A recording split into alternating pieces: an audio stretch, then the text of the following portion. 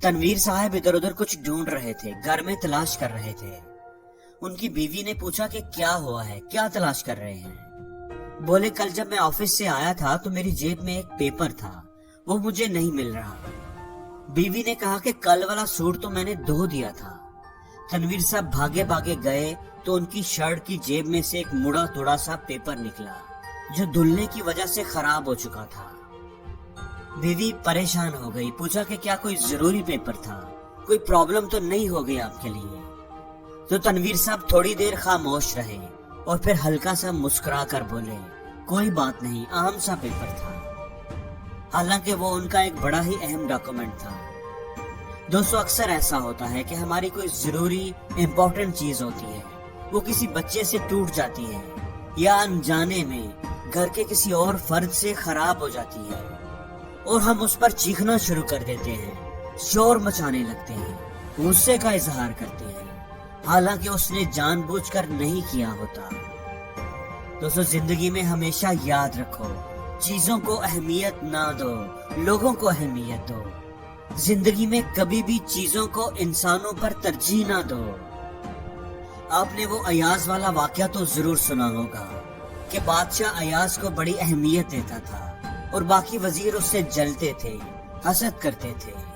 تو بادشاہ نے ایک دن سب کو اکٹھا کیا اور ایک انتہائی قیمتی پتھر منگوایا اور باری باری سب وزیروں کو اسے توڑنے کے لیے کہا۔ ہر وزیر بادشاہ کا خیر خواہ تھا۔ اس نے بادشاہ کو مشورہ دیا کہ یہ ایک انتہائی قیمتی اور نایاب پتھر ہے، آپ اس کو خزانے کا حصہ ہی رہنے دیں، اسے نہ توڑیں۔ اور بادشاہ نے ان کی بات مان لی۔ پھر بادشاہ نے ایاز کو بلایا اور اسے وہ پتھر توڑنے کا بولا۔ ایاز نے ہتھوڑا اٹھایا اور ایک ہی ضرب سے وہ پتھر ٹکڑے ٹکڑے کر دیا۔ سب وزیر یہ دیکھ کر حیران پریشان ہو گئے۔ بادشاہ نے پوچھا کہ ایاز یہ پتھر انتہائی قیمتی تھا اور تم نے یہ کیوں توڑ دیا؟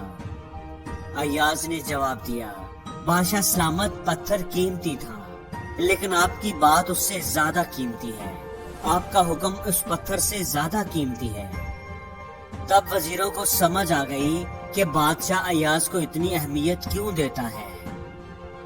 اس لیے دوستو پہلا سبق یہ ہے کہ اپنی زندگی میں چیزوں کو اہمیت نہ دو، لوگوں کو اہمیت دو۔ چیزوں کی قیمت کو مت دیکھو، لوگوں کے الفاظ، لوگوں کے جذبات چیزوں سے زیادہ قیمتی ہوتے ہیں۔ آپ کے پاس ایک گاڑی ہے جو پرانی ہو گئی ہے، خراب ہو گئی ہے، تو آپ نئی خرید لیں گے۔ پرانی کی اب آپ کو ضرورت نہیں تو آپ اسے گیراج سے نکال دیں گے۔ لیکن لوگوں کے ساتھ آپ ایسا نہیں کر سکتے۔ باپ اگر بوڑھا ہو گیا ہے، اب آپ کے کسی کام کا نہیں رہا، اب آپ خود کماتے ہیں، تو کیا آپ اسے اپنی زندگی سے نکال دیں گے؟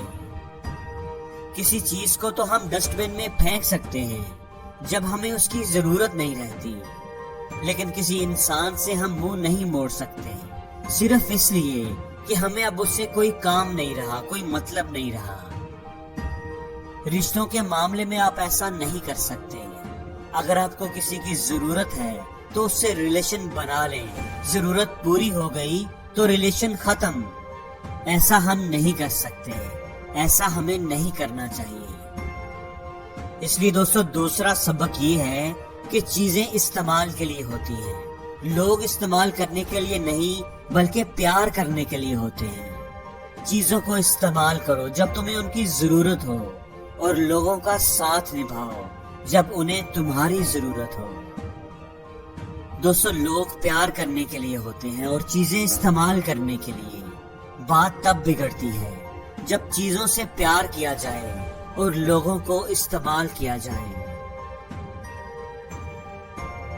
اور زندگی میں ہر روز کچھ نیا سیکھو، نیا سوچو، نیا کرو، لرن کرو۔